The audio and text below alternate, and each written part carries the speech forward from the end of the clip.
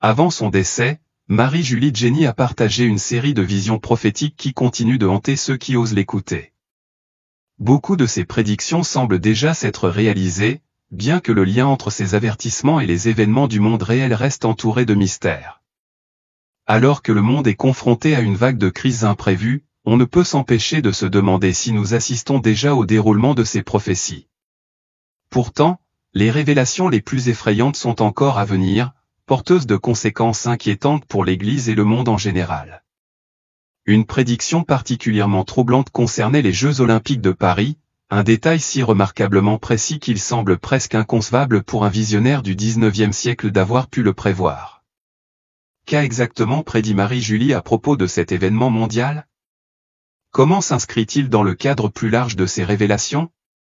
Les réponses sont peut-être plus proches que nous ne le pensons, et au fil du temps, la véritable gravité de ces paroles pourrait devenir de plus en plus évidente. Allons-nous inévitablement vers l'avenir qu'elle a imaginé, ou est-il encore temps de changer le cours du destin? Il y a plus d'un siècle. Le 13 mai 1917, dans la petite ville de Fatima, au Portugal, 3 jeunes bergers furent témoins d'un événement extraordinaire, l'apparition de Notre-Dame de Fatima. Au cœur de cette rencontre divine se trouvaient les 3 secrets révélés par la Sainte Mère. Lucie, l'aînée des enfants, révéla plus tard les 2 premières prophéties. La première présentait une vision terrifiante de l'enfer et prédisait la mort prématurée des jeunes voyants, Jacinta et Francisco. La deuxième annonçait le déclenchement de la Seconde Guerre mondiale et indiquait même le moment précis où elle commencerait. Mais la troisième prophétie resta secrète. À l'origine, la Sainte Mère avait demandé à Lucie de la divulguer en 1960, mais le Vatican avait alors refusé sa publication. Ce n'est que le 13 mai 2000 que le troisième secret tant attendu a finalement été révélé au public. Bien avant les apparitions de Fatima, une religieuse française, Marie-Julie Jenny, avait également parlé de visions extraordinaires concernant le sort du monde. Ces révélations présentaient des similitudes frappantes avec celles de Fatima et d'autres récits visionnaires, renforçant ainsi leur authenticité. Au travers de rencontres divines, Notre-Dame a confié à Marie-Julie de nombreux secrets, dont certains sont particulièrement pertinents aujourd'hui. L'une de ces prophéties est directement liée à un événement mondial majeur, encore débattu. Le 17 décembre 1881, Marie-Julie a raconté un avertissement de la Sainte Mère, déclarant qu'une ère de péché commençait, une ère dans laquelle les mères deviendraient indifférentes à leurs propres enfants innocents. À l'époque, les gens avaient du mal à saisir toute la signification de cette déclaration. Cependant, dans les années 1960, lorsque des pays européens comme l'Allemagne, la France et l'Italie ont commencé à légaliser l'avortement, le véritable poids de la prophétie de Marie-Julie est devenu évident. Elle a prévenu que les offenses graves contre Dieu entraîneraient des châtiments divins, d'abord en France, avant de se propager à travers le monde. Mais pourquoi la France? Certains qui ont regardé la cérémonie d'ouverture des Jeux Olympiques de Paris 2024 ont peut-être trouvé un indice. L'événement contenait des éléments symboliques que beaucoup ont perçus comme blasphématoires, comme une scène mettant en scène une reine à moitié nue et une chanteuse nue, évoquant des images rappelant la scène de Léonard de Vinci. La cérémonie de clôture a ajouté à la controverse en affichant l'image d'une déesse sans tête aux ailes brisées, une image qui, selon certains, se moquait ouvertement de l'autorité divine.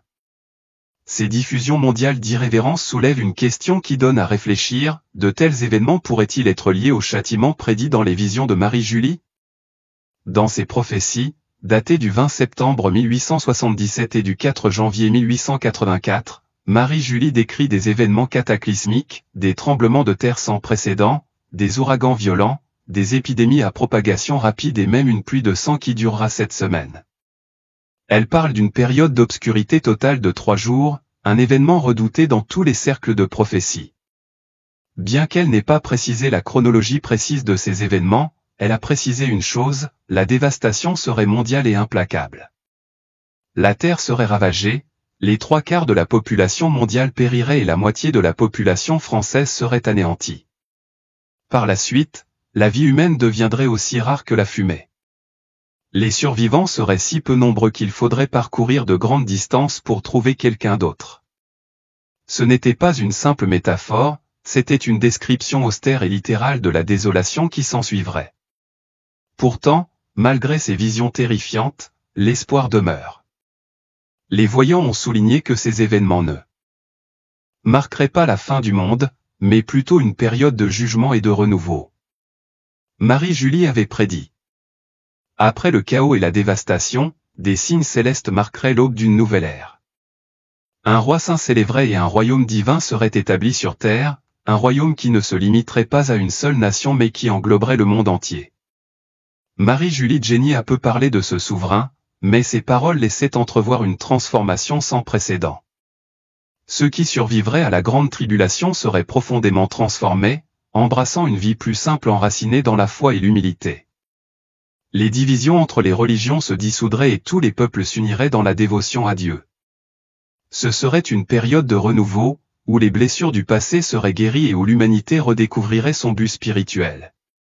Selon Marie-Julie, la France serait l'épicentre du châtiment divin, car elle avait été la première nation à embrasser le catholicisme et avait reçu de grandes bénédictions.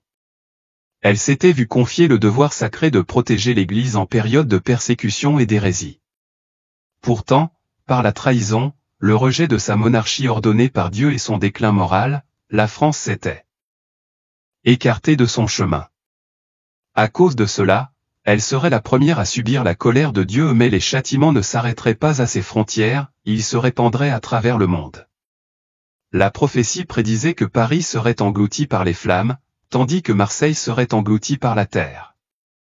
De nombreuses villes s'effondreraient sous des tremblements de terre dévastateurs, disparaissant complètement de la carte. Alors que la destruction s'abattait sur le pays, le désespoir consumerait les gens. Le monde serait envahi par la violence, les échos de la guerre et les blasphèmes incessants. Le mal atteindrait son apogée, s'il n'était pas maîtrisé, il prendrait possession de chaque âme. Pour empêcher le triomphe des ténèbres, une intervention divine interviendrait.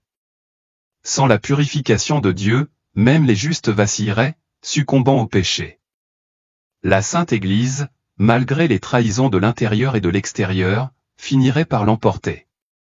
La vision la plus terrifiante de Marie-Julie était celle des 3 jours infâmes de ténèbres, une période où les forces de l'enfer se déchaîneraient sur la terre pour purger les méchants. Ce cataclysme arriverait soudainement, sans avertissement, et les châtiments seraient impitoyables. Le monde serait plongé dans une obscurité surnaturelle et des entités démoniaques erreraient librement.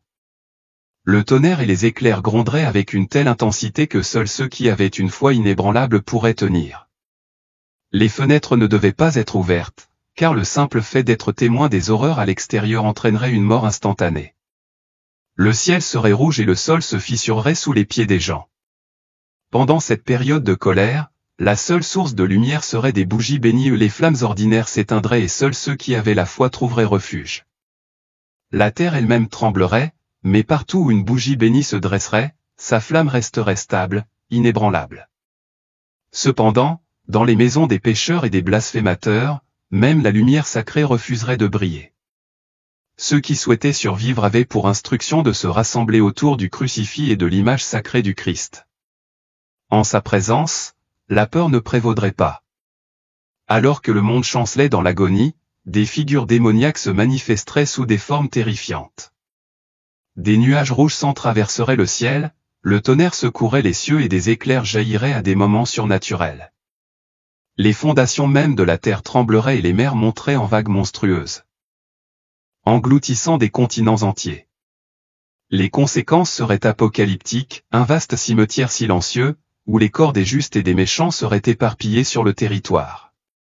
Marie-Julie n'était pas seulement une visionnaire, elle était aussi une voyante d'événements lointains, ayant été témoin de tragédies mondiales bien avant qu'elles ne se produisent.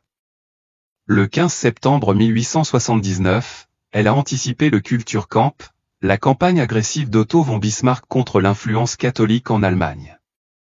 Le 15 septembre 1881, elle prédit avec une précision frappante la mort de Mélanie Calvat, la visionnaire de la Salette, qui se produisit le 15 décembre 1944.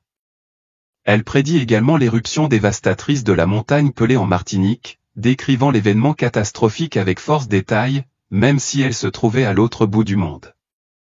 En 1881, Marie-Julie prophétisa la guerre des beurs, déclarant qu'elle éclaterait après la mort de la reine Victoria, une prédiction qui se réalisa lorsque la guerre éclata peu après son décès en 1901. Elle prédit également la mort du comte de Chambord, dernier héritier direct de la dynastie des Bourbons de France. L'une de ses prophéties les plus marquantes concernait peut-être l'élection d'un futur pape. Avant la sélection du successeur du pape, Léon XIII, elle proclama que le cardinal de l'Adriatique avait été choisi par Dieu. Il régnerait au nom du Christ, même si son règne serait bref, et il prendrait le nom de Pie. Cette prophétie s'est réalisée lorsque le cardinal Giuseppe Sarto, patriarche de Venise, est monté sur le trône sous le nom de Pie X, régnant pendant 11 ans. Marie-Julie a également prévu la perte de l'Algérie par la France, prédisant que les prêtres du pays endureraient d'immenses souffrances. Elle a parlé de 2 guerres mondiales, prédisant leur arrivée bien avant qu'elle n'éclate. Le Seigneur lui a assuré qu'elle vivrait assez longtemps pour voir le début des châtiments, et elle a effectivement été témoin du déclenchement de la Seconde Guerre mondiale. Ces visions ont continué jusqu'à sa mort, le 4 mars 1941, une date qui, curieusement, ne correspondait pas à une prophétie antérieure qu'elle avait reçue le 1er décembre 1876. Le Seigneur avait promis que Marie-Julie mourrait un vendredi, mais elle est décédée un mardi. Étant donné l'exactitude remarquable de ses prophéties et les nombreux miracles observés tout au long de sa vie, comment expliquer cette apparente divergence? Il ne s'agissait peut-être pas d'une erreur, mais d'un mystère qui n'a pas encore été pleinement compris.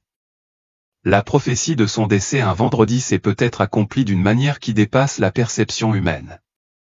Au cours d'une de ses extases mystiques, Marie-Julie a eu la vision d'un calice flottant au-dessus de sa tête.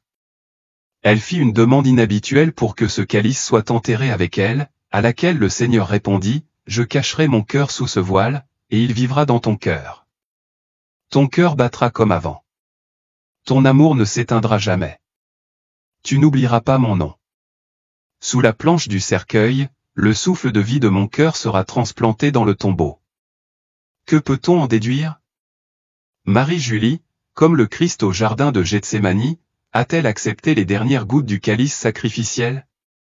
Si c'est le cas, peut-être que Dieu a exaucé ce désir d'une manière invisible pour ceux qui l'entouraient. Les dernières paroles enregistrées de Marie-Julie remontent à février 1941.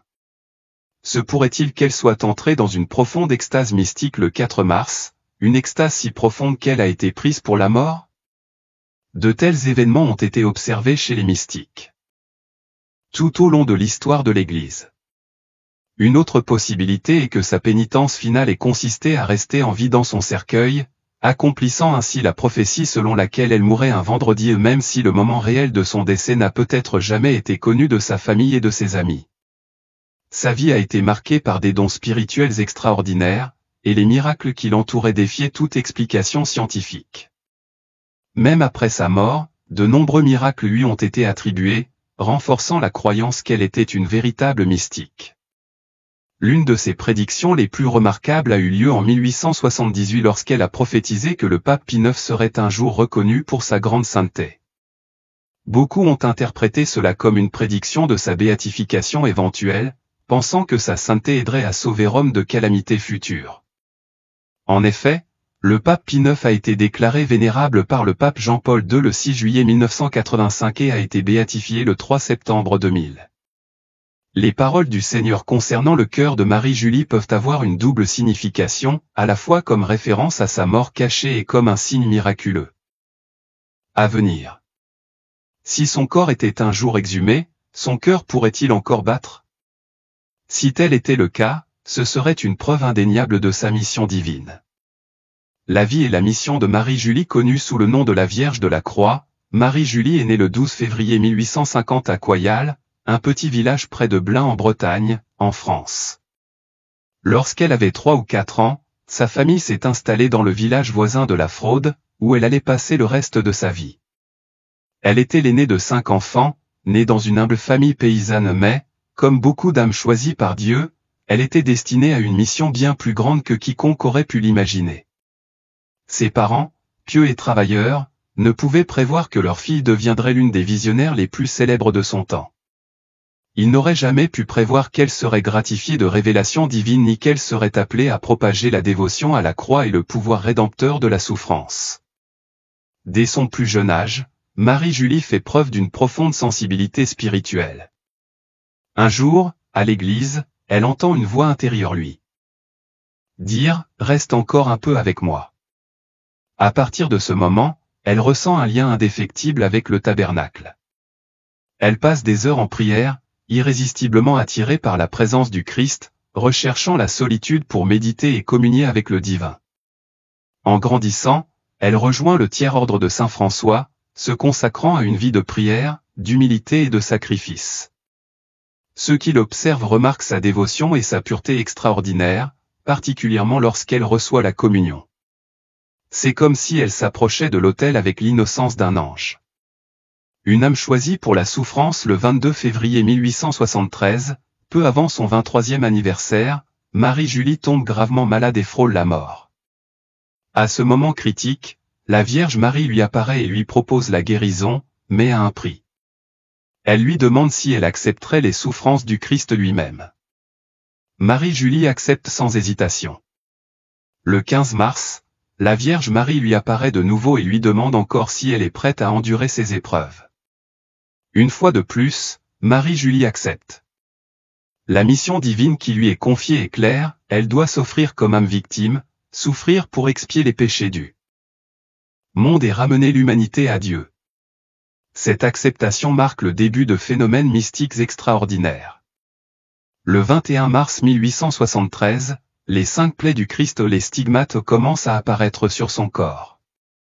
C'est le premier signe visible de sa souffrance divine, dont son entourage est témoin. Mais ses souffrances ne s'arrêtent pas là.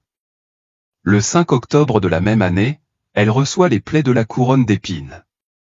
Puis, le 25 novembre, l'épaule de Marie-Julie porte une plaie qui ressemble beaucoup à celle que le Christ a endurée en portant la croix. Puis, le 6 décembre, un phénomène nouveau et frappant se produit, les marques indubitables de la flagellation du Christ apparaissent sur son dos. Au fil du temps, ces blessures sacrées continuèrent à se manifester. Le 12 janvier 1874, des empreintes douloureuses apparurent sur ses poignets, précisément là où les mains du Christ avaient été liées, ainsi qu'une blessure importante sur son cœur. 2 jours plus tard, d'autres marques de flagellation apparurent sur ses chevilles, renforçant la ressemblance physique avec la souffrance du Christ. En peu de temps, 2 autres marques apparurent sur son côté. Peu à peu, d'autres blessures se formèrent sur ses jambes et ses avant-bras, formant un témoignage indubitable de la passion du Christ. Un événement particulièrement mystérieux eut lieu le 20 février 1874. Sur l'annulaire de sa main droite, une nouvelle blessure apparut, encerclant le doigt comme un anneau de sang. Cette marque extraordinaire fut largement interprétée comme un signe que le Christ l'avait choisi comme épouse spirituelle. La plus étonnante de toutes ces blessures apparut le 7 décembre, devant plusieurs témoins. Contrairement à tout ce qui se voit chez les autres âmes stigmatisées de l'Église, cette marque est extraordinaire, une croix et une fleur se forment sur sa poitrine, accompagnées des lettres UX, qui signifient « Allô, croix ». De son corps émane un parfum inexplicable et céleste, emplissant l'air d'une présence divine. Le 25 juin 1875, Jésus fait une promesse solennelle à Marie-Julie, « Bientôt, je te révélerai mes secrets. Le secret sera bientôt dévoilé, et le monde entier sera témoin de mon amour et de ma puissance. » 3 jours plus tard, il ajoute, « Je ferai en toi de plus grands miracles que je n'en ai fait avec ta sœur, Marguerite Marie. » Comme cela arrive souvent lorsqu'une âme est appelée à une mission divine, Marie-Julie se voit accorder un nouveau nom, symbolisant sa transformation spirituelle et sa dévotion. Au cours d'une vision extatique le 14 mars 1876, elle décrit avoir vu Saint François d'Assise apparaître devant elle. Il tenait dans ses mains une grosse pierre blanche, semblable à une pierre angulaire. Cette pierre, lui dit-on, servirait de fondement à une œuvre sacrée et capitale, l'œuvre de la croix qui prendrait racine à la fraude. Jésus lui-même bénit la pierre et des anges descendirent, portant un livre éthéré. À l'intérieur, écrit en lettres d'or et de sang, se trouvait le nom que le Christ lui avait donné, Marie-Julie du Crucifix. Elle prophétisa que ce livre mystique resterait scellé pendant 7 mois après sa mort. Lorsqu'il serait enfin ouvert, la mission de la croix, déjà mise en œuvre de son vivant, se répandrait avec encore plus de force, apportant le salut à d'innombrables âmes. Le 1er août 1876, le Père éternel l'appela pour lui demander son nom. Avec une foi inébranlable, elle répondit, « Je suis Marie-Julie du Crucifix, Vierge de la Croix, grand signe du pécheur qui s'est repenti, a expié et a été pardonné. Mon époux bien-aimé, qui m'a promis sa grâce, m'a donné la fleur et a fait de moi son épouse. Bientôt, il récoltera la moisson de la croix de souffrance, liée à l'Eucharistie et au Saint Stigmate. » Plus d'une décennie plus tard, le 27 octobre 1887, Jésus révéla toute l'étendue de sa mission divine. Accompagné de Sainte Marguerite Marie, il déclara, « Toi, victime de mon Sacré-Cœur, et toi, victime de ma croix, vous avez été choisis pour des missions distinctes mais imbriquées. La bienheureuse Marguerite Marie a été chargée de répandre la gloire de mon Sacré-Cœur, tandis que tu as été choisi pour exalter le triomphe de ma croix. Elle est la victime de mon cœur, et tu es la victime de ma croix.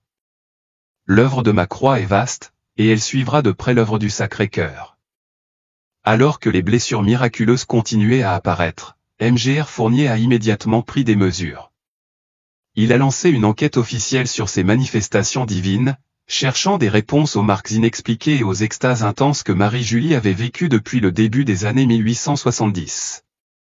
Pour assurer un examen approfondi, il a nommé le docteur Imbar Gourbeyir, professeur à la faculté de médecine de Clermont-Ferrand, pour procéder à des évaluations médicales. Lorsque le médecin a interrogé Marie-Julie sur son expérience de la réception des stigmates, elle a décrit une vision à couper le souffle. « Lorsque j'ai reçu les stigmates, j'ai vu Jésus debout devant moi, ses blessures rayonnant d'un éclat indescriptible, comme s'il était baigné de soleil. De chacune de ses plaies sacrées, un rayon lumineux est sorti, frappant mes mains, mes pieds et mon côté. À l'extrémité de chaque rayon, j'ai vu une seule goutte de sang rouge. Le rayon de son côté était 2 fois plus large que les autres, prenant la forme d'une lance. La douleur était atroce, mais elle n'a duré qu'un bref instant. Après une observation approfondie, le docteur Gourbeyir est devenu convaincu que les blessures de Marie-Julie n'étaient ni naturelles ni auto-infligées. Il a documenté ses découvertes au fil des ans, témoin de nombreux événements inexplicables. Un phénomène constant était que ces blessures saignaient tous les vendredis, se produisant plus tard uniquement le vendredi saint. La souffrance qu'elle a endurée à cause des stigmates n'a fait que s'intensifier avec le temps, en particulier le vendredi. À des occasions importantes, ces blessures ont montré des signes miraculeux, toujours prédits à l'avance.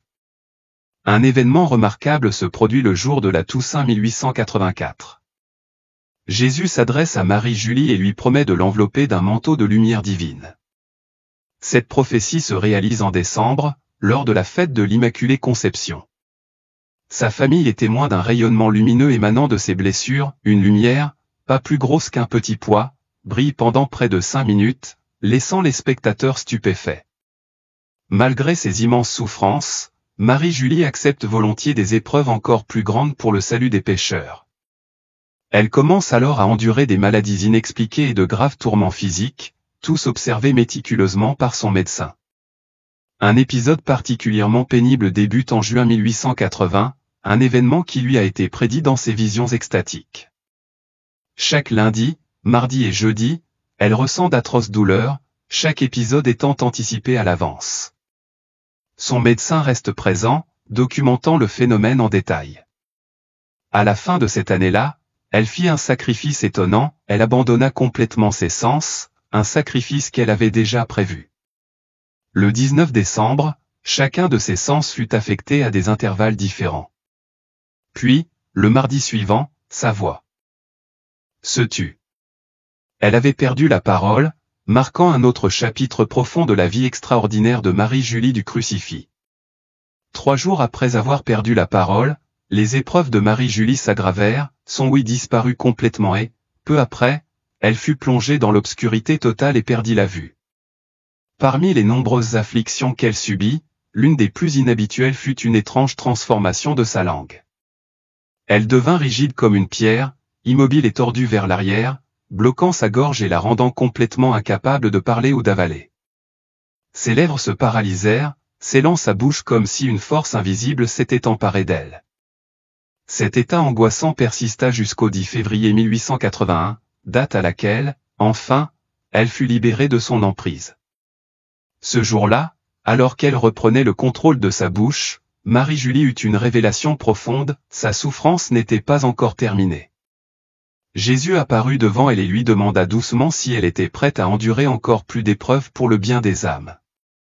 Sans hésitation, elle donna son consentement, s'abandonnant entièrement à sa volonté divine. Mais la souffrance qu'elle embrassa n'était pas seulement physique, elle dut aussi faire face à un combat spirituel. Implacable. Depuis le moment où elle avait reçu les stigmates, elle avait été soumise à des années de persécution diabolique, forcée de lutter contre la ruse et la malice de Satan lui-même. La Sainte Vierge l'avait prévenue à plusieurs reprises des dangers auxquels elle serait confrontée, y compris un dernier avertissement le 26 avril 1874. Marie la rassura, aussi terrifiantes que soient ces épreuves, elle ne serait jamais abandonnée. Fidèle à cette prophétie, seulement 15 minutes après avoir reçu cet avertissement, le diable se manifesta devant elle. Il ne perdait pas de temps à lancer ses attaques, tentant de la tenter, de lui voler des objets bénis et même d'effrayer ou de blesser physiquement ceux qui l'entouraient. Parfois, il apparaissait sous des formes cauchemardesques, des créatures grotesques et monstrueuses aux traits effrayants, destinées à instiller la terreur dans son cœur. D'autres fois, il prenait une forme plus insidieuse, apparaissant comme un beau jeune homme persuasif, lui offrant la richesse et la guérison miraculeuse de ses afflictions si seulement elle renonçait à sa mission. Mais à chaque fois, Marie-Julie restait inébranlable, rejetant ses mensonges avec une foi inébranlable. Lorsque la tromperie et l'intimidation échouèrent, Satan adopta une stratégie encore plus rusée. Il se déguisa en saint, se faisant passer pour des anges ou des saints, pour tenter de la tromper pendant ses extases. Pourtant, Marie-Julie possédait un discernement spirituel extraordinaire. Elle imagina un test simple mais infaillible, elle demandait à tout visiteur céleste de faire un acte d'amour au Sacré-Cœur de Jésus. Si l'apparition était vraiment divine, l'acte était accompli sans hésitation. Si c'était Satan déguisé, il était incapable d'obtempérer et disparaissait instantanément. Sa perception aiguë lui permettait également de détecter les faux saints. Elle remarqua que lorsque le diable tentait de se faire passer pour l'un d'eux, il y avait toujours des différences subtiles mais révélatrices, l'auréole entourant la figure manquait, ou la croix sur le vêtement semblait tordue ou mal formée. Après avoir enduré de longs tourments, elle obtint un bref répit lorsque Saint Michel Archange apparut, lui rendant tous les objets sacrés que le diable lui avait volés. Ce moment de paix dura jusqu'en janvier 1875, date à laquelle Satan déclencha contre elle des attaques encore plus féroces. L'un de ses déguisements les plus horribles était celui d'un prêtre. Espérant la tromper, il se déguisa en ecclésiastique, se fondant parmi les nombreux visiteurs qui venaient la voir. Mais Marie-Julie ne se laissa pas tromper si facilement. Elle remarqua une omission flagrante, ce soi-disant prêtre ne portait pas de croix sur son étole. Lorsqu'il tenta de lui offrir ce qui semblait être la Sainte Communion, elle refusa, sentant la nature sinistre de sa supercherie. On ne peut que frémir en imaginant ce qu'il avait vraiment l'intention de lui donner. À plusieurs reprises, il avait tenté de la forcer à consommer des substances répugnantes et contre nature, cherchant à l'empoisonner ou à lui briser l'esprit. Sa cruauté ne connaissait pas de limite. Une fois, il essaya de lui faire manger de l'herbe comme un animal, une autre fois, il lui introduisit de force une fiole de sang empoisonné dans la bouche, lui fermant les lèvres pour qu'elle ne puisse pas le recracher. Ce n'est que grâce à l'intervention de son directeur spirituel, le père David, qui fit plusieurs prières d'exorcisme, qu'elle put à nouveau ouvrir la bouche. À plusieurs reprises, le diable tenta de l'empêcher de recevoir la Sainte Eucharistie, lui scellant les lèvres en signe de défi. Pourtant, le père David, sans se laisser décourager, maintint patiemment le Saint-Sacrement devant elle. Jusqu'à ce que Satan soit obligé de lâcher prise, lui permettant ainsi de recevoir la communion. Malgré ces rencontres terrifiantes, Marie-Julie ne vacilla jamais dans sa foi. Au contraire, elle transforma chaque attaque en offrande, embrassant sa souffrance comme un sacrifice pour le salut des âmes. Souvent, elle parvint à chasser Satan avec quelque chose d'aussi simple que de l'eau bénite, démontrant l'immense pouvoir du plus petit sacramentel. Ces extases n'étaient rien de moins que miraculeuses. Comme d'autres mystiques de l'Église, elle manifesta des phénomènes extraordinaires dans ses états surnaturels. Son corps est devenu complètement insensible, elle ne réagissait pas lorsqu'on la piquait avec des aiguilles, lorsqu'elle était exposée aux flammes ou lorsqu'on lui braquait des lumières vives directement dans les yeux. Parfois, dans des moments de profonde communion spirituelle, elle était soulevée du sol dans un état de lévitation mystique. Marie-Julie possédait également une capacité inexplicable à distinguer les objets bénis des objets non bénis. Elle reconnaissait instinctivement une hostie consacrée, la vénérait avec une profonde dévotion, tout en restant indifférente à une hostie non consacrée. Ce don extraordinaire a été observé le 18 octobre 1877, lors d'une de ses extases de la Passion. Au cours de cette vision particulière, elle s'est arrêtée et a demandé une image de saint François. Un prêtre en visite, désireux de lui rendre service, a pris une image du saint dans son bréviaire et la lui a offerte. Cependant, à la surprise générale, elle est restée complètement immobile, refusant de la vénérer comme elle le faisait habituellement. C'est seulement à ce moment-là que le père David se rendit compte que l'image n'avait jamais été bénie. Une fois la bénédiction faite, Marie-Julie l'embrassa immédiatement avec révérence, comme si elle avait toujours su qu'elle manquait de sanctification divine. Un événement similaire se produisit lorsqu'un visiteur lui présenta un rosaire. Là encore, elle refusa de le vénérer. Après réflexion, le visiteur se rappela qu'il avait perdu le crucifix original du rosaire et l'avait remplacé par un nouveau, qui n'avait jamais été béni. Ce n'est qu'après la bénédiction que Marie-Julie accepta le rosaire, embrassant le crucifix et les grains du rosaire tout en reprenant ses souffrances de la Passion. Au-delà de ce don unique, elle fit également preuve d'une étonnante connaissance des reliques. Lors d'une occasion remarquable, une relique lui fut présentée sans un seul mot d'explication. À la stupéfaction des personnes présentes, Marie-Julie l'identifia immédiatement, déclarant qu'il s'agissait d'un fragment de la lance qui avait percé le côté du Christ, un fragment qui contenait encore un morceau de son Sacré-Cœur. Cette relique sacrée appartenait à la famille Mar de Lafont, qui la conserve soigneusement jusqu'à nos jours. Ces extases ne se limitaient pas à ces reconnaissances miraculeuses, elle était aussi fréquemment visitée par des personnages célestes qui lui fournissaient conseils et consolations. Jésus et la Sainte Vierge étaient ses visiteurs les plus fréquents, mais elle avait aussi des visions du Père éternel et du Saint-Esprit, ce dernier lui apparaissant sous la forme d'une colombe rayonnante ou d'une flamme de feu éclatante. La liste des saints qui honoraient sa présence était longue.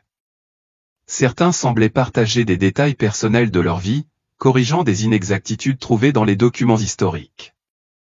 Même des saints moins connus ou oubliés se présentaient et lui révélaient leur histoire. L'une de ses relations spirituelles les plus chères était avec Saint Joseph, avec qui elle devint si familière que, le 1er avril 1880, elle le taquina même de manière enjouée pendant une extase, essayant avec humour de le persuader de lui accorder une grâce particulière. L'échange devint si animé que Jésus lui-même intervint, y mettant doucement un terme en disant « Assez », et libéra Saint Joseph de sa demande. À travers toutes ces rencontres mystiques, la vie de Marie-Julie devint un témoignage indéniable de la grâce divine, de la foi inébranlable et de la puissance de la souffrance offerte en union avec le Christ. Joseph, influencé par la foi inébranlable et les supplications persistantes de Marie-Julie, reconnut sa conviction inébranlable que, malgré les prédictions inquiétantes, Dieu n'abandonnerait jamais son peuple. Elle rassura ses disciples que même face à l'apostasie généralisée, un reste dévoué résisterait, ceux qui continueraient à prier avec ferveur, gardant la flamme de l'amour divin vivante dans leur cœur. Ces âmes fidèles, insista-t-elle, serviraient de phare d'espoir, de pont vers un avenir meilleur où la foi serait ravivée. Grâce à leur persévérance et à leur confiance inébranlable en Dieu, les ténèbres spirituelles de l'époque seraient dissipées. Elle a exhorté les gens à ne pas se laisser submerger par le désespoir, même lorsque les circonstances semblaient désastreuses, mais plutôt à rester fermes dans leur foi. Pour Marie-Julie, l'ère de l'apostasie n'était pas seulement une calamité, c'était une épreuve qui, en fin de compte, permettrait à la lumière de la vraie foi de briller plus brillamment que jamais auparavant. Elle était convaincue que quelle que soit la profondeur de l'obscurité, la présence de Dieu finirait par triompher. Pendant ce temps, près de 3 décennies se sont écoulées depuis que la célèbre médium Baba Vanga a quitté ce monde, mais ses dernières prophéties continuent de résonner à travers le temps. Beaucoup n'étaient pas au courant des avertissements inquiétants qu'elle avait donnés pour 2024, des prédictions qui, de manière choquante, semblaient se matérialiser avec une précision déconcertante, ouvrant la voie à des révélations encore plus alarmantes. Cependant, ce sont ces visions inquiétantes pour 2025 qui retiennent désormais l'attention, ébranlant les fondements même de ce que nous supposons être certain. Alors que le monde vacille au bord de l'incertitude, même les gouvernements mondiaux semblent se préparer à l'inimaginable. Et si ces prophéties n'étaient pas seulement des avertissements d'une catastrophe imminente? Et si elles étaient un appel à l'action, un message exhortant l'humanité à se préparer à ce qui l'attend? Restez avec nous pendant que nous nous plongeons dans les prédictions effrayantes qui pourraient détenir la clé pour naviguer dans l'avenir. Tout au long de l'histoire, les visions prophétiques d'événements qui ont changé le monde ont non seulement renforcé la foi des croyants, mais ont parfois conduit même les sceptiques les plus acharnés à reconsidérer leurs doutes. Certaines prophéties ont prédit des événements avec une précision si étrange qu'elles ont forcé les gens à remettre en question les limites de la perception et de l'intuition humaine. Parmi les voyants les plus célèbres de l'histoire, aucun ne se démarque autant que Nostradamus, le médecin, astrologue et mystique du XVIe siècle dont les quatrains énigmatiques continuent de captiver les érudits et les passionnés. On lui attribue le mérite d'avoir prévu de nombreux événements cruciaux des siècles avant qu'ils ne se produisent. Dans une prophétie particulièrement effrayante, il décrivait un enfant né de parents pauvres dans l'extrême ouest de l'Europe, un enfant qui allait rassembler de nombreux adeptes grâce au pouvoir de ces mots. Beaucoup interprètent aujourd'hui cela comme une référence à l'ascension fulgurante d'Adolf Hitler au pouvoir. Pourtant, si Nostradamus reste le voyant le plus célèbre de l'histoire occidentale, un autre prophète légendaire est apparu en Orient au XXe siècle, Baba Vanga. Surnommée la Nostradamus des Balkans, elle a surmonté de profondes épreuves, dont la cécité, pour devenir mondialement connue pour ses prédictions étranges. Bien qu'elle ait reçu peu d'éducation formelle, ses dons intuitifs et sa clairvoyance inexplicable lui ont valu un public mondial dévoué. Des gens de tous horizons aux villageois, dirigeants politiques et célébrités lui ont demandé conseil, espérant entrevoir l'avenir à travers ses visions. Même des décennies après sa disparition, ses disciples continuent de diffuser ses prophéties, persuadés que ces idées sont importantes à une époque où le scepticisme et le doute éclipsent souvent la croyance dans le mystique.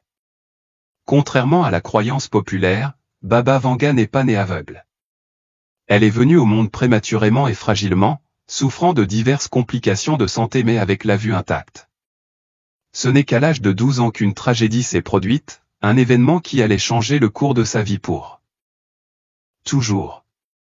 Un après-midi d'été, alors qu'elle et ses cousins rentraient chez eux après avoir été dans un pâturage voisin, une tempête soudaine et violente a éclaté. Un tourbillon de vent sombre et menaçant s'est élevé au-dessus d'eux. Les enfants ont tenté de fuir frénétiquement, poussant leur âne en avant, mais la tempête était plus rapide. Alors que les autres ont réussi à trouver refuge dans une cave anti-tempête, Vanga n'a pas eu cette chance. La tornade l'a soulevée dans les airs, l'emportant sur près d'1 kilomètre avant de la faire tomber violemment dans un champ. Lorsqu'elle a finalement été retrouvée, tremblante et faible, elle n'a pu rien faire d'autre que de pointer ses yeux, désormais fermés par la force du sable et des débris. Malgré des efforts désespérés pour les nettoyer, les dommages étaient irréversibles. Elle ne reverrait plus jamais. Au fil du temps, ses yeux autrefois bruns ont pris une teinte blanche laiteuse et, à mesure qu'elle vieillissait, ses paupières closes semblaient presque fusionner, de profondes rides creusant son visage. Pourtant, avec la perte de sa vue physique, une nouvelle vision est apparue, une vision qui allait captiver et mystifier le monde pendant des décennies à venir. Baba Vanga prévoyait une escalade alarmante des activités terroristes en Europe, avertissant de la possibilité qu'une grande puissance mondiale puisse procéder à des tests d'armes biologiques ou même lancer des attaques en utilisant de tels moyens. Dans le monde d'aujourd'hui, ces prédictions semblent étrangement pertinentes, avec des conflits comme la guerre en cours entre Israël et le Hamas et l'invasion prolongée de l'Ukraine par la Russie qui domine le discours mondial. La dynamique changeante du pouvoir international soulève des questions pressantes sur le futur paysage géopolitique. La Chine est-elle vraiment en train de devenir la superpuissance dominante, comme le suggèrent de nombreux analystes? Ou la Russie, autrefois une force redoutable, connaît-elle aujourd'hui un déclin irréversible? Si tel est le cas, l'influence croissante de la Chine pourrait-elle compenser la présence déclinante de la Russie sur la scène mondiale? L'équilibre des forces qui a longtemps contrarié l'Occident semble s'affaiblir, tandis que les pays d'Europe de l'Est et l'Inde, qui adoptent tous deux la démocratie à un rythme croissant, s'affirment avec plus de force. Parallèlement, l'expansion de l'OTAN vers l'Est et l'encerclement stratégique de la Chine sont devenus plus prononcés. Dans le même temps, les tensions historiques non résolues entre la Russie et la Chine, autrefois considérées comme des reliques du passé, refont surface. La domination séculaire de la Russie sur des régions comme le Tatarstan et divers territoires ethniques est désormais remise en question, tout comme la Chine fait l'objet d'une surveillance croissante concernant son contrôle du Turkestan oriental, du Tibet, de la Mongolie du Sud et de Hong Kong. La scène mondiale assiste à un réalignement spectaculaire, où les anciens empires luttent pour maintenir leur sphère d'influence au milieu de puissances régionales montantes. Avec le recul, la vie semblait autrefois beaucoup plus simple. Les gens suivaient un chemin bien défini, grandir, gagner sa vie, fonder une famille, passer du temps avec ses proches et participer à des célébrations culturelles. Leurs préoccupations tournaient autour des besoins fondamentaux, se nourrir, se loger, se protéger et conserver une position respectable dans leur communauté. Aujourd'hui, cependant, la vie est devenue beaucoup plus complexe. L'ère numérique nous a donné un accès sans précédent à l'information, mais elle s'est accompagnée d'un désir insatiable d'en avoir plus de richesse, plus de connaissances, plus de réalisations et plus d'expérience. Le flot incessant de contenu et de divertissement en ligne a remodelé notre perception du succès et de l'épanouissement. Aujourd'hui, les gens aspirent à devenir entrepreneurs, polyglottes, voyageurs internationaux et millionnaires. Les médias sociaux alimentent une culture de comparaison, nous obligeant à constamment mesurer nos propres progrès par rapport à la vie apparemment parfaite des autres.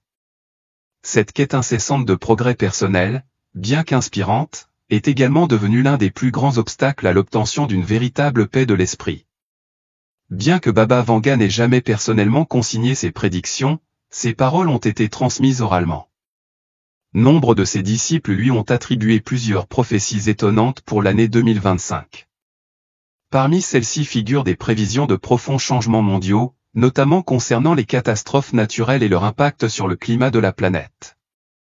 Elle a prédit que les phénomènes météorologiques extrêmes s'intensifieraient, avec des vagues de chaleur sans précédent en Europe et une désertification qui s'étendrait à l'Amérique du Sud, à l'Amérique du Nord et à certaines régions d'Asie.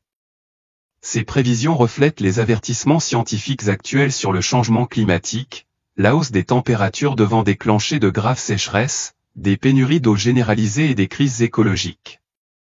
Une autre de ces visions décrivait une vague colossale engloutissant de vastes étendues d'Asie, une image inquiétante que certains interprètent comme un tsunami massif ou une inondation catastrophique. Étant donné la vulnérabilité des régions de basse altitude comme le Bangladesh et certaines parties de l'Asie du Sud-Est, le risque d'une telle catastrophe reste une préoccupation pressante aujourd'hui. Il est intéressant de noter que Nostradamus, le célèbre voyant du XVIe siècle, a également fait référence aux catastrophes liées au climat dans ses prédictions pour 2025. L'un de ces quatrains parle d'un incendie dans le Nouveau Monde et de vagues qui déferlent, ce que beaucoup interprètent comme un avertissement d'incendie de forêt dévastateur en Amérique du Nord et de tsunamis à grande échelle frappant les côtes asiatiques. Au fil de l'histoire, les échos de ces prophéties continuent de résonner. Que l'on y croit ou non, elles nous rappellent brutalement les forces imprévisibles qui façonnent notre monde et l'équilibre fragile sur lequel repose la civilisation. Les catastrophes naturelles suscitent de plus en plus d'inquiétudes. La menace des incendies de forêt continue de peser sur la Californie et d'autres régions du monde exposées aux incendies. Alors que les températures augmentent et que les conditions de sécheresse s'aggravent, les craintes de voir des incendies incontrôlables détruire de vastes paysages sont plus pressantes que jamais. Pendant ce temps, en Asie, certains pensent que Nostradamus a prédit un tremblement de terre ou un tsunami catastrophique qui pourrait dévaster le Japon et les régions avoisinantes. Si l'interprétation de telles prédictions exige à la fois prudence et ouverture d'esprit, il existe un parallèle indéniable entre ces anciennes prophéties et les défis modernes auxquels l'humanité est confrontée. Les écrits de Nostradamus font également référence à des terres se transformant en déserts arides et à des villes disparaissant sous la montée des eaux, des descriptions qui correspondent étrangement aux préoccupations contemporaines concernant le changement climatique. Des régions comme le Brésil sont de plus en plus vulnérables aux sécheresses sévères, tandis que les zones côtières d'Asie et du sud de l'Europe sont confrontées à des risques accrus d'inondations. Alors que le réchauffement climatique continue de remodeler la planète, ces avertissements servent de rappels inquiétants de la nécessité urgente d'une action environnementale. Le sort du roi Charles III, l'une des prédictions les plus discutées pour 2025, attribuée à Nostradamus, concerne le sort du roi Charles III. La prophétie a suscité des spéculations, notamment après la révélation récente du diagnostic de cancer de la prostate du roi, seulement 20 mois après son accession au trône à la suite du décès de la reine Elisabeth II en 2022. L'auteur britannique et spécialiste de Nostradamus Mario Reading a mis au jour une prophétie qui, selon beaucoup, est directement liée à la situation du roi Charles. Selon son interprétation des vers énigmatiques de Nostradamus, parce qu'ils ont désapprouvé son divorce, un homme qu'ils ont ensuite jugé indigne, le peuple chassera le roi des îles. Un homme prendra sa place qui ne s'attendait pas à être roi. Nostradamus avait déjà prédit la mort de la reine en 2022 avec une précision remarquable, en indiquant son âge approximatif à l'époque. Aujourd'hui, beaucoup pensent que ces écrits suggèrent que le règne du roi Charles pourrait être bref, comme le dit un autre passage, le roi des îles chassé par la force, remplacé par quelqu'un qui n'aura aucune marque de roi. Cette prédiction énigmatique a suscité un large débat sur ce qui pourrait se passer. Certains pensent que le roi Charles pourrait être contraint d'abdiquer en raison de sa santé, tandis que d'autres envisagent un changement plus radical dans la monarchie. En tant que premier dans la lignée du trône, le prince William est le successeur le plus évident, après avoir passé des années à se préparer à ce rôle. Sa présence croissante dans les fonctions royales indique qu'il est prêt à prendre le relais le moment venu. Ses proches décrivent sa profonde ambition de redéfinir la monarchie et de laisser une empreinte durable, ce qui soulève la possibilité qu'il puisse assumer la couronne plus tôt que prévu. Cependant, une autre prophétie de Nostradamus complique cette théorie de succession. Le passage suggère que le nouveau dirigeant n'aura pas la marque de roi traditionnelle, ce qui conduit certains à spéculer qu'une figure inattendue ou peut-être même quelqu'un en dehors de la famille royale pourrait prendre le trône. Un nouveau leader annoncé parmi les prédictions les plus intrigantes de Baba Vanga pour 2025 figure la naissance d'un enfant destiné à jouer un rôle crucial dans l'avenir de l'humanité. Selon sa vision, cet enfant inaugurera une ère de paix et servira de guide spirituel, unissant les peuples du monde entier. Sa prophétie affirme que cet enfant naîtra le 5 janvier 2025 et possédera des capacités extraordinaires qui lui permettront de diriger en temps de crise. Certains des disciples de Baba Vanga voient dans ce personnage un phare d'espoir, contrebalançant les prédictions plus sombres pour les années à venir. Bien que cette prophétie soit l'une des plus difficiles à vérifier, elle a captivé l'imagination de beaucoup, alimentant les spéculations sur l'identité de ce futur leader et le rôle qu'il jouera dans les affaires mondiales. La place de Poutine dans les prophéties. L'une des prophéties les plus largement diffusées de Baba Vanga tourne autour d'un dirigeant puissant, Vladimir Poutine. Elle aurait prédit que Poutine deviendrait le dirigeant mondial le plus dominant, tandis que l'Europe serait laissée en ruine. Sa vision décrivait un monde où tout fondrait comme de la glace, à l'exception d'une chose, la gloire de Vladimir et de la Russie. Aucune force ne serait capable d'arrêter la Russie. Après l'escalade de la guerre entre la Russie et l'Ukraine, ces prophéties ont suscité un regain d'attention, se répandant rapidement sur les réseaux sociaux et dans les médias internationaux. Elles ont été initialement documentées par le poète et universitaire russe Valentin Mitrofanovich Sidorov, qui a interviewé Baba Vanga et a ensuite publié un livre compilant ses visions. Cependant, les éditions les plus largement diffusées de son œuvre, publiées après sa mort en 2009, ont été fortement modifiées, ce qui a amené certains à douter de leur authenticité. Malgré le scepticisme, la prophétie reste un sujet de débat intense. Le leadership de Poutine consolidera-t-il la domination de la Russie sur la scène mondiale, ou le conflit en cours affaiblira-t-il finalement son emprise sur le pouvoir? L'issue reste incertaine, et seul le temps révélera le véritable cours de l'histoire. Avancée médicale, une nouvelle ère d'espoir. Les visions de Baba Vanga ne se limitaient pas à la guerre et aux catastrophes, elles prévoyaient également des avancées révolutionnaires dans le domaine de la médecine. L'une de ses prédictions les plus convaincantes était le développement de remèdes contre certaines des maladies les plus mortelles, notamment la maladie d'Alzheimer et le cancer. Bien que de telles affirmations puissent sembler fantaisistes, les progrès scientifiques récents suggèrent que des percées médicales majeures pourraient être plus proches que nous ne le pensons. Dans une déclaration récente, le président russe Vladimir Poutine a affirmé que les scientifiques russes étaient sur le point de développer un vaccin contre le cancer, qui pourrait bientôt être disponible pour les patients. Nous avons franchi une étape importante dans le développement de vaccins contre le cancer et de médicaments immunomodulateurs de nouvelle génération. J'espère qu'ils seront bientôt utilisés efficacement comme méthode de thérapie individuelle, a déclaré Poutine lors d'un forum technologique à Moscou. Il n'a toutefois pas précisé quelle forme de cancer ces traitements cibleraient. Au Royaume-Uni, les chercheurs font également des progrès significatifs. L'université d'Oxford a récemment annoncé une initiative de financement majeure pour soutenir le développement d'un vaccin contre le cancer du poumon à base d'ADN. Au cours des 2 prochaines années, les scientifiques mèneront des recherches en laboratoire et commenceront la production de 3000 doses, dans l'espoir de révolutionner le traitement du cancer. Bien que des défis subsistent, l'optimisme grandit au sein de la communauté médicale quant à une avancée majeure qui pourrait se profiler à l'horizon, peut-être même d'ici 2025. L'essor des crypto-monnaies. Parmi les nombreux écrits critiques de Nostradamus, un certain nombre de vers semblent faire allusion à l'émergence de nouveaux systèmes financiers. Son livre, qui contient près d'1 millier de quatrains, couvre plusieurs époques, mais bon nombre de ses prophéties restent non datées. Certains analystes modernes pensent que ces descriptions des économies en mutation et des bouleversements financiers soudains pourraient être interprétées comme des références à l'essor des crypto-monnaies. Alors que les actifs numériques comme Bitcoin et Ethereum continuent de gagner du terrain, perturbant les systèmes bancaires traditionnels, les mots de Nostradamus prennent une nouvelle signification.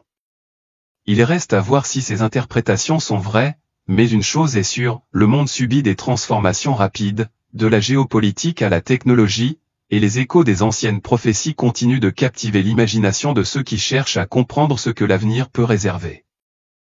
La chute de la monnaie traditionnelle et l'essor des crypto-monnaies. Les quatrains se lisent ainsi, des copies d'or et d'argent ont été gonflées. Après cela, elles ont été jetées dans le lac. Tout a été épuisé et dissous par la dette. Tous les scripts et liens seront supprimés. Ce passage cryptique suggère une chute spectaculaire de la monnaie traditionnelle, symbolisée par les billets de banque, qui pourraient rapidement perdre de la valeur en raison de l'inflation galopante et du fardeau écrasant de la dette mondiale. L'imagerie de copies d'or et d'argent gonflées puis jetées laisse entrevoir l'instabilité des systèmes financiers modernes et l'effondrement inévitable de la monnaie fiduciaire. Une interprétation frappante de cette prophétie s'aligne sur l'essor des crypto-monnaies en 2025. Les copies de l'or et de l'argent pourraient représenter des actifs numériques qui, comme les métaux précieux, visent à servir de réserve de valeur. Les crypto-monnaies, qui ont gagné en popularité, pourraient bientôt devenir le système financier dominant, remplaçant l'argent conventionnel. Nostradamus prévient que les monnaies fiduciaires, pièces et billets de banque finiront par s'effondrer sous le poids des turbulences économiques. Cependant, bien que les crypto-monnaies offrent une alternative révolutionnaire au système financier traditionnel, elles restent très volatiles et imprévisibles. Contrairement à l'or, qui a été une réserve de valeur stable pendant des siècles, les monnaies numériques fluctuent considérablement, ce qui présente à la fois des opportunités et des risques. La prophétie de Nostradamus peut servir de mise en garde, exhortant la société à se préparer à la transformation financière tout en reconnaissant les incertitudes qui l'accompagnent. La révélation des secrets antiques et l'essor de l'intelligence artificielle. Un autre quatrain énigmatique se lit comme suit, la lune la nuit, au sommet d'une montagne, un jeune sage à l'esprit solitaire observe la scène. Il est invité par ses disciples à atteindre l'immortalité. Son regard est dirigé vers le sud, ses mains reposent sur son corps et sa silhouette est engloutie par le feu. Ce passage a longtemps été associé à une prophétie concernant l'essor de l'intelligence artificielle et la révélation de connaissances cachées. Selon Nostradamus, l'année 2025 pourrait marquer le moment où des secrets perdus depuis des siècles seront enfin révélés. Ces quatrains suggèrent que ces découvertes vont remodeler notre perception de l'histoire, remettre en question les récits établis et révolutionner la connaissance humaine. Cette prédiction a suscité des spéculations sur la découverte de manuscrits anciens, d'artefacts ou de connaissances supprimées qui pourraient fondamentalement modifier notre compréhension de la civilisation. Une interprétation convaincante est que Nostradamus a prévu la redécouverte de textes anciens contenant des connaissances avancées en sciences, en philosophie ou en spiritualité ou des informations qui ont été délibérément cachées en raison d'agendas politiques ou religieux. Avec les progrès modernes de l'archéologie et des technologies de préservation, les chances de découvrir la sagesse perdue dans les temples antiques, les cryptes et les bibliothèques oubliées sont plus grandes que jamais. Une autre possibilité intrigante est qu'il ait fait allusion à la découverte d'artefacts mystérieux ou de technologies anciennes qui défient la compréhension scientifique actuelle. Une telle révélation pourrait forcer l'humanité à repenser sa chronologie historique et les capacités des civilisations passées. Que ce soit par le biais de l'intelligence artificielle qui décode des textes perdus depuis longtemps ou par des explorateurs qui déterrent des reliques cachées, la révélation de ces secrets pourrait ouvrir la voie à une nouvelle ère de la connaissance, qui redéfinirait notre place dans l'histoire. La naissance d'êtres humains conçus en laboratoire. Baba Vanga, une autre célèbre voyante, aurait prédit que d'ici 2025, la reproduction humaine ne sera plus laissée à la seule nature. Au lieu de cela, les bébés seront créés dans des laboratoires, où chaque aspect de leur être, des traits physiques à la personnalité, sera soigneusement conçu. Cette prophétie suggère un avenir où la reproduction sera entièrement contrôlée par la science, ce qui soulève de profondes implications éthiques et sociales. L'avancement des technologies de reproduction. Les progrès constants des technologies de reproduction ont déjà permis la conception assistée grâce à des méthodes telles que la fécondation in vitro, FIV. Cependant, l'idée d'une reproduction humaine entièrement artificielle porte ce concept à un tout autre niveau. Si la science progresse au point où la conception naturelle ne sera plus nécessaire, elle pourrait redéfinir l'essence même de l'existence humaine. L'une des plus grandes préoccupations concernant cette possibilité est le dilemme éthique de la conception des êtres humains. Si la technologie permet aux parents de choisir les traits génétiques de leur enfant, la société sera-t-elle divisée entre ceux qui peuvent se permettre des améliorations génétiques et ceux qui ne le peuvent pas? En outre, la réduction de la diversité génétique pourrait avoir des conséquences imprévues sur l'évolution et l'adaptabilité humaine. Les gouvernements et les sociétés devront probablement lutter pour réglementer ces avancées, en déterminant où doit se situer la limite entre progrès scientifique et responsabilité morale. Devons-nous avoir le pouvoir de créer la vie dans un environnement contrôlé, ou cela nous amène-t-il à nous aventurer sur un territoire éthique dangereux? Si la reproduction humaine entièrement artificielle reste une possibilité lointaine, les progrès rapides du génie génétique suggèrent qu'un tel avenir n'est peut-être pas aussi improbable qu'il le semblait autrefois. De plus, la recherche parallèle sur les parties du corps artificiel et les prothèses a fait des progrès remarquables. Les scientifiques ont réussi à développer des membres artificiels contrôlés par le cerveau, et des organes artificiels tels que des cœurs mécaniques sont déjà utilisés en médecine. Bien que l'idée de corps entièrement artificiels relève encore du domaine de la science-fiction, ces innovations laissent entrevoir un avenir où cette technologie pourrait devenir réalité.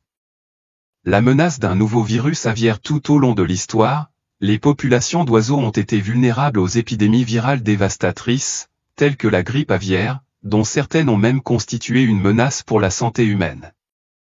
Les avertissements de Nostradamus suggèrent qu'un nouveau virus aviaire potentiellement plus dangereux pourrait émerger, avec des conséquences désastreuses pour les oiseaux comme pour les humains.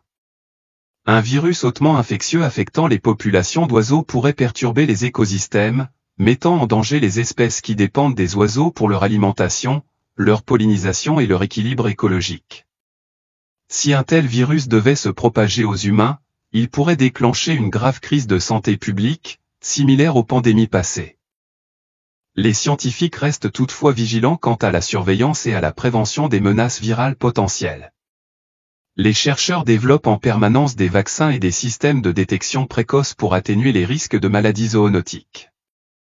Si la prophétie de Nostradamus suscite des inquiétudes, les progrès en virologie et en contrôle des maladies laissent espérer que l'humanité pourra se préparer et répondre aux menaces émergentes avant qu'elles ne dégénèrent en crise à grande échelle. Révolution sociale et troubles généralisés. Parmi les prédictions les plus convaincantes de Nostradamus pour 2025 figure la montée des révolutions sociales alimentées par l'augmentation des inégalités et le mécontentement public. Il prévoit un incendie qui brûle au cœur des villes, une référence symbolique que beaucoup interprètent comme un présage de troubles généralisés. Tout au long de l'histoire, des moments de bouleversements sociaux ont été déclenchés par les disparités économiques, la corruption politique et la lutte pour la justice. Le monde moderne ne fait pas exception, avec des écarts de richesse croissants, une polarisation politique et des changements technologiques qui alimentent les mouvements de changement. Les protestations, les grèves et les révolutions ont déjà remodelé les sociétés, et la prophétie de Nostradamus suggère que 2025 pourrait voir une accélération de ces tendances. L'essor de la communication numérique et des médias sociaux a encore plus permis aux gens de remettre en question les systèmes existants, amplifiant les appels à la réforme. On ne sait pas encore si ces révolutions mèneront à une transformation positive ou à une division plus profonde, mais la prophétie sert à rappeler que le changement est inévitable et souvent porté par ceux qui osent remettre en question le statu quo. Conclusion. Les prophéties de Nostradamus et de Baba Vanga dressent une vision fascinante mais incertaine de l'avenir. De l'effondrement de la monnaie traditionnelle et de l'essor de l'intelligence artificielle aux avancées dans la reproduction humaine et à la menace de nouveaux virus, le monde de 2025 pourrait être défini par une profonde transformation. Que ces prédictions se révèlent réelles ou restent des mystères spéculatifs, elles servent de reflet intrigant des espoirs, des craintes et des possibilités qui nous attendent. Troubles et changements révolutionnaires, une transformation de la société tout au long de l'histoire. Les révolutions ont remodelé les civilisations, démantelant les anciennes structures et inaugurant de nouveaux paradigmes. Les prédictions de Nostradamus sur les bouleversements sociaux ont été analysées sous différents angles, mais dans le monde d'aujourd'hui, où les disparités économiques, la polarisation politique et les tensions sociales sont à leur plus haut niveau, ces paroles semblent plus pertinentes que jamais. L'écart croissant entre l'élite riche et les masses en difficulté devient de plus en plus apparent, alimentant le ressentiment et la frustration. Les tensions liées à la race, au genre et à la classe sociale continuent de s'intensifier dans différentes régions, créant un environnement instable qui semble propice à des changements sociétaux à grande échelle. Une interprétation de la prophétie de Nostradamus suggère qu'il prévoyait un soulèvement mondial contre les élites dirigeantes. Sa référence au « feu au cœur des villes » est souvent considérée comme un avertissement symbolique des manifestations, des émeutes et des troubles qui éclatent dans les centres urbains, des endroits où les inégalités et l'oppression sont les plus visibles. Ces dernières années, les mouvements contre la corruption, l'injustice et les défaillances systémiques ont pris de l'ampleur dans le monde entier. Des rues de Hong Kong aux manifestations de Paris, les gens se sont soulevés contre les structures oppressives. Si la vision de Nostradamus s'étend jusqu'en 2025, cela pourrait signifier un point de basculement, moment où ces troubles se transformeront en révolution à part entière, modifiant radicalement les hiérarchies sociales. Une autre perspective lie ces soulèvements à l'essor de la technologie. Nostradamus a fait allusion à un « nouveau pouvoir » qui remet en cause les institutions établies, une idée que certains interprètent comme l'influence des plateformes numériques. Les médias sociaux sont devenus une force indéniable dans le façonnement des révolutions modernes, permettant la mobilisation rapide de mouvements tels que le Printemps arabe et Black Lives Matter. Si cette tendance se poursuit, l'avenir pourrait être témoin d'une révolution numérique qui modifierait les structures du pouvoir mondial d'une manière que nous n'avons pas encore comprise. Les sceptiques soutiennent cependant que les prophéties de Nostradamus sont trop vagues, ce qui permet de les appliquer rétroactivement à divers événements historiques.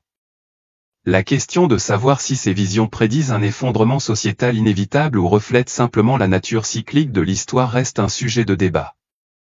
La menace imminente d'un conflit mondial. Nostradamus a également mis en garde contre la possibilité de conflits militaires catastrophiques en 2025. Ces prophéties dépeignent des visions de dévastation, décrivant du feu et du sang dans le ciel, des images que beaucoup interprètent comme des frappes aériennes, des bombardements et une guerre à grande échelle. Les tensions géopolitiques actuelles suggèrent qu'un tel scénario n'est pas invraisemblable. L'équilibre des pouvoirs entre les superpuissances mondiales devient de plus en plus fragile, les conflits territoriaux, les affrontements idéologiques et les avancées militaires créant un climat d'incertitude. La vision de Nostradamus d'une diplomatie en train de s'effondrer et de nations recourant à la violence reflète étrangement le paysage politique actuel. Beaucoup pensent que ces références aux « grands aigles qui s'affrontent » pourraient symboliser une confrontation imminente entre les principales puissances militaires, notamment les États-Unis, la Chine et la Russie. Les relations entre ces nations sont devenues tendues et les conflits en cours, comme la guerre entre la Russie et l'Ukraine et les tensions autour de Taïwan, augmentent encore les risques d'escalade militaire. L'évocation du « feu dans le ciel » est souvent liée à la possibilité d'une guerre nucléaire, un scénario cauchemardesque qui pourrait avoir des conséquences dévastatrices pour l'humanité. Certains analystes suggèrent que Nostradamus a peut-être prévu la Seconde Guerre mondiale, tandis que d'autres pensent que ces avertissements pointent vers un futur conflit, qui pourrait survenir 79 ans après la fin de la Seconde Guerre mondiale. L'ascension de la Chine en tant que puissance mondiale dominante a donné lieu à des spéculations selon lesquelles les conflits territoriaux, en particulier dans la mer de Chine méridionale et à Taïwan, pourraient servir de point chaud à une confrontation militaire à grande échelle. Si de telles tensions devaient échapper à tout contrôle, les pays de l'OTAN pourraient se retrouver empêtrés dans le conflit, ce qui entraînerait une guerre dévastatrice à l'échelle mondiale. Les quatrains de Nostradamus font également référence à des batailles navales, affirmant que l'adversaire rouge pâlirait de peur, semant une grande terreur sur les océans. Certains interprètent l'adversaire rouge comme la Chine, tandis que d'autres pensent qu'il s'agit de la Russie ou de toute nation impliquée dans des conflits en cours. Quels que soient les détails, ces avertissements suggèrent que le monde est peut-être au bord d'un conflit majeur, qui pourrait redéfinir le cours de l'histoire. Signe de la fin des temps, approchons-nous des derniers jours? Le monde n'est pas étranger aux guerres, aux catastrophes et aux bouleversements politiques, mais beaucoup pensent que la fréquence et l'intensité de ces crises suggèrent quelque chose de bien plus inquiétant. Les prophéties de Nostradamus, combinées aux enseignements religieux, ont conduit certains à spéculer que nous approchons peut-être de la fin des temps prophétisée. Certaines interprétations des prophéties bibliques affirment que les derniers jours seront marqués par une tromperie généralisée, un déclin moral et une augmentation du chaos mondial. Tout au long de l'histoire, les croyants ont pointé du doigt les guerres, la famine et les catastrophes naturelles comme des indicateurs d'une apocalypse imminente. Aujourd'hui, l'escalade des conflits, les tempêtes puissantes, l'émergence de virus et l'instabilité économique alimentent des inquiétudes similaires. Jésus lui-même a prédit que nation s'élèvera contre nation et royaume contre royaume, avant son retour, tandis que le livre de l'Apocalypse parle de la guerre comme d'un précurseur inévitable de la bataille finale. L'idée qu'au moins une autre guerre mondiale éclatera avant le jugement final est profondément ancrée dans l'eschatologie chrétienne. Certains théologiens soutiennent que même après le règne millénaire prophétisé du Christ, un autre grand conflit surviendra. Satan, lié pour un millénaire, devrait être libéré pour une rébellion finale, menant à une bataille décisive avant d'être finalement jeté dans les temps de feu. Bien que les interprétations de ces prophéties varient, une chose est sûre, l'histoire a montré que la guerre et les troubles font partie de l'expérience humaine. Reste à savoir si nous sommes à l'aube de la fin des temps ou si nous assistons simplement à un autre cycle de troubles mondiaux. Un message de lumière et de guérison, trouvez l'espoir en période de turbulence, chers amis, dans un monde rempli de chaos et d'incertitudes, je suis reconnaissant que nos chemins se soient croisés aujourd'hui. Comment vous sentez-vous? Comment va votre cœur, votre esprit, votre âme? J'espère que vous prenez soin de vous, car votre bien-être compte vraiment. Dans les moments à venir, je veux partager un message de lumière, un message qui apporte guérison et renouveau. Peu importe à quel point le monde peut sembler sombre, l'espoir brille toujours. Je prie pour que ces mots vous apportent la paix et la force dont vous avez besoin alors que nous parcourons ce chemin ensemble. Vous êtes-vous déjà senti à l'écart d'une foule, comme si vous étiez destiné à quelque chose de plus? Ce sentiment n'est pas aléatoire, c'est un appel, un signe qu'il y a quelque chose de plus grand qui vous attend. Vous êtes peut-être quelqu'un avec une énergie spirituelle unique, une présence qui affecte naturellement ceux qui vous entourent. Certains seront attirés par votre lumière, tandis que d'autres peuvent se sentir perturbés par elle. C'est la réalité de porter un appel supérieur, vous vous démarquez, et parfois cela peut sembler isolant. Le pouvoir de l'individualité, acceptez votre objectif. Ceux qui ont une vocation spirituelle éprouvent souvent un profond sentiment de séparation par rapport au cadre conventionnel. Ils empruntent un chemin différent, en quête de sens au-delà du succès matériel et des attentes sociales. Si vous vous êtes déjà senti déconnecté du monde qui vous entoure, sachez que ce n'est pas un défaut, c'est un don. Votre parcours est unique et les défis auxquels vous faites face sont destinés à vous façonner en la personne que vous êtes destiné à devenir. Dans un monde qui essaie constamment de modeler les individus selon la même forme, le courage d'accepter votre véritable moi est rare et puissant. Que vous soyez attiré par la spiritualité, la guérison ou que vous recherchiez simplement la vérité, votre parcours compte. Vous n'êtes pas seul. D'autres empruntent également ce chemin, en quête d'un sens plus profond, en quête d'une connexion au-delà de la surface. Alors continuez d'avancer avec courage et foi, car votre présence dans ce monde a un but. Une compréhension plus profonde de la vie. Les personnes ayant une vocation particulière recherchent plus qu'une simple existence conventionnelle, elles aspirent à une compréhension plus profonde de la vie et de la place unique qu'elles y occupent. Plutôt que de se conformer aux attentes de la société, ils recherchent des vérités et des idées plus grandes, traçant un chemin qui les distingue souvent. Ce voyage est souvent solitaire, non pas par désir de se retirer des autres, mais comme un moyen de préserver leur véritable essence dans un monde qui privilégie souvent les apparences au détriment de l'authenticité.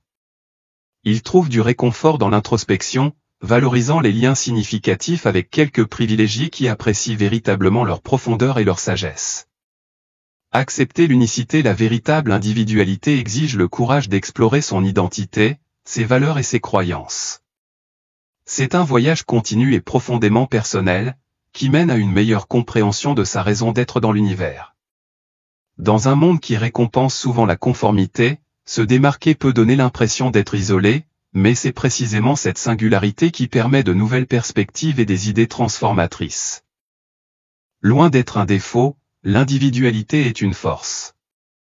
Ceux qui acceptent leur nature distincte développent une intuition et une conscience accrue, ressentant souvent une connexion profonde avec les royaumes spirituels ou métaphysiques.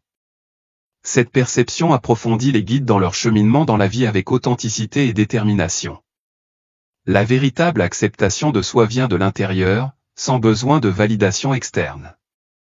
En reconnaissant leurs valeurs, les personnes ayant une vocation particulière acquièrent la confiance nécessaire pour vivre honnêtement, en faisant des choix qui correspondent à leurs convictions intérieures plutôt qu'aux attentes de la société. Sensibilité intense, un don et un défi. Avoir une vocation particulière signifie que votre présence porte une énergie qui influence ceux qui vous entourent. Sans essayer, vous façonnez les émotions et la dynamique d'une pièce, attirant l'attention de manière à la fois visible et invisible. Cette sensibilité accrue permet des connexions profondes, mais elle rend également les environnements sociaux parfois écrasantes. Pour les personnes dotées de cette énergie unique, les rassemblements typiques peuvent être épuisants. Leur présence change l'atmosphère, suscitant des réactions allant de l'admiration à l'inconfort. Certaines personnes sont attirées par leur sagesse et leur profondeur, tandis que d'autres, non préparées à une telle intensité, peuvent avoir du mal à s'engager.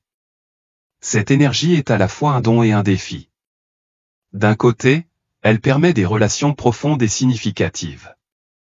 D'un autre côté, cela peut conduire à un sentiment d'isolement, car les traits mêmes qui les distinguent rendent difficile l'intégration dans des groupes plus larges. Apprendre à gérer cette énergie est essentiel, pour transformer les défis sociaux en opportunités de croissance personnelle et de connexion. Trouver du réconfort dans la solitude. De nombreuses personnes ayant une vocation unique gravitent naturellement vers la solitude ou la compagnie de quelques âmes de confiance. Bien qu'elles puissent assister à des rassemblements sociaux, elles se retrouvent souvent détachées des conversations superficielles, aspirant plutôt à la profondeur et à l'authenticité. Imaginez quelqu'un avec une profondeur spirituelle ou intellectuelle profonde se tenant au milieu d'une fête animée. Il est présent dans son corps, mais émotionnellement distants, indifférents au bavardage qui semble déconnecté des vérités qu'ils recherchent.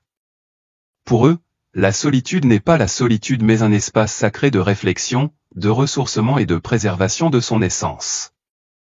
Ce retrait dans la solitude ne consiste pas à rejeter la société, il s'agit de préserver son authenticité.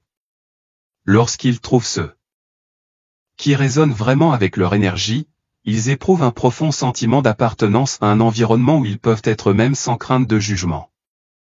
À la recherche de la profondeur dans les connexions pour les personnes ayant une sensibilité émotionnelle accrue, les relations sont une question de qualité plutôt que de quantité. Elles recherchent des liens qui vont au-delà du superficiel, des interactions qui offrent une vision, une croissance et une compréhension plus profonde d'elles-mêmes et du monde. Leur présence est souvent captivante, attirant les autres, mais leur intensité peut être écrasante pour ceux qui ne sont pas préparés à s'engager à un niveau plus profond. De nombreuses personnes évitent l'exposition émotionnelle, préférant le confort de la distance à la vulnérabilité d'une véritable connexion. Cela peut être frustrant pour les personnes qui aspirent à des relations significatives. Elles aspirent à l'authenticité, mais rencontrent souvent des hésitations ou des résistances de la part d'autres personnes qui ne sont pas prêtes à embrasser une telle profondeur. L'énergie même qui les rend uniques peut parfois être un obstacle au lien qu'elles recherchent. Équilibrer les mondes intérieurs et extérieurs. Le voyage de ceux qui ont une vocation particulière est un voyage d'équilibre, naviguer dans la richesse de leur monde intérieur tout en s'engageant dans les réalités extérieures de la vie quotidienne. Leur conscience accrue les rend très à l'écoute de leur environnement, mais cela signifie également que les interactions sociales peuvent parfois sembler émotionnellement épuisantes.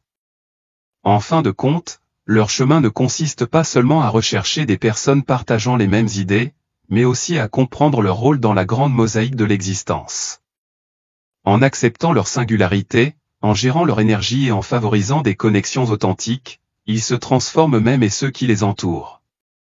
Leur parcours n'est pas facile, mais il est nécessaire un parcours qui mène non seulement à la découverte de soi, mais à une expérience plus profonde et plus significative de la vie elle-même. Créer des espaces d'authenticité pour ceux qui ont un sens profond de la vie, trouver des espaces où ils peuvent exprimer librement leur véritable identité sans crainte de jugement est essentiel. Ce besoin les conduit souvent à cultiver des environnements qui favorisent la communication ouverte, la vulnérabilité et la compréhension mutuelle. Dans de tels espaces, ils peuvent nouer les relations profondes et significatives auxquelles ils aspirent.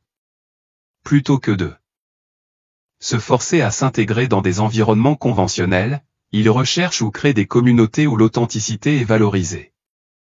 Ces espaces deviennent des sanctuaires, des endroits où ils peuvent être vus, entendus et compris sans avoir à diluer leur profondeur ou à cacher leur intensité. Le voyage de l'authenticité. Imaginez quelqu'un qui a pour mission de trouver des personnes partageant les mêmes idées, des personnes qui partagent sa passion pour la vérité, la profondeur et la connexion authentique, et qui se retrouvent confrontés à des déceptions répétées. La recherche n'est pas seulement externe, c'est aussi une lutte intérieure, remplie de doutes, de peur et de la crainte persistante que son intensité puisse repousser les autres. Pourtant, malgré ces défis, cette personne reste engagée sur son chemin. Elle comprend que si les vraies connexions sont rares, elles sont infiniment précieuses. Son voyage ne consiste pas seulement à s'épanouir personnellement, mais aussi à remettre en question les normes sociétales, à rejeter la superficialité et à défendre un monde qui embrasse la profondeur et l'authenticité. En refusant de se conformer, elle met en lumière ce qui est souvent négligé, la richesse des conversations significatives, la beauté de la compréhension profonde et le pouvoir d'une véritable connexion humaine. Accepter pleinement l'acceptation de soi. Imaginez quelqu'un qui s'est toujours senti à sa place dans le monde ordinaire, qui essaie de se fondre dans la masse tout en ressentant toujours ses différences. La société peut les qualifier de trop intenses, trop profonds ou trop sensibles, mais leur singularité n'est pas un défaut, c'est leur plus grande force. Ils voient le monde à travers un prisme différent, remettent en question ce que les autres acceptent sans réfléchir, recherchent un sens au-delà de la surface. Au fil du temps, ils se rendent compte que leur valeur ne dépend pas de leur intégration, mais de leur capacité à accepter qui ils sont vraiment. Dans les espaces où ils sont acceptés et compris, ils peuvent enfin expirer, permettant à leur moi complet d'émerger. Ici, ils ne ressentent plus la pression de se rétrécir ou de se conformer. Au lieu de cela, ils s'épanouissent, grandissant dans leur sagesse, leur perspicacité et leur authenticité. La véritable appartenance, découvre-t-il, ne consiste pas à être accepté par la majorité, mais à trouver, ou à créer, les rares liens qui honorent leur profondeur. Une vie pleine de sens poussée par un appel intérieur, ils se lancent dans un voyage de découverte de soi et de croissance qui dure toute leur vie. Leur désir de sens les propulse au-delà de l'ordinaire, les poussant vers une vie pleine de sens, une vie qui privilégie la profondeur, la vérité et une compréhension profonde. Ce chemin n'est pas toujours facile. Il exige de la résilience, de la patience et le courage de se démarquer des attentes de la société. Pourtant, pour ceux qui le parcourent, les récompenses sont incommensurables. Ils cultivent une vie riche de perspicacité, d'authenticité et de liens profonds et significatifs qui nourrissent leur âme. Conclusion: les individus dotés d'une vocation unique apportent de la lumière à un monde qui valorise souvent les apparences au détriment de la profondeur.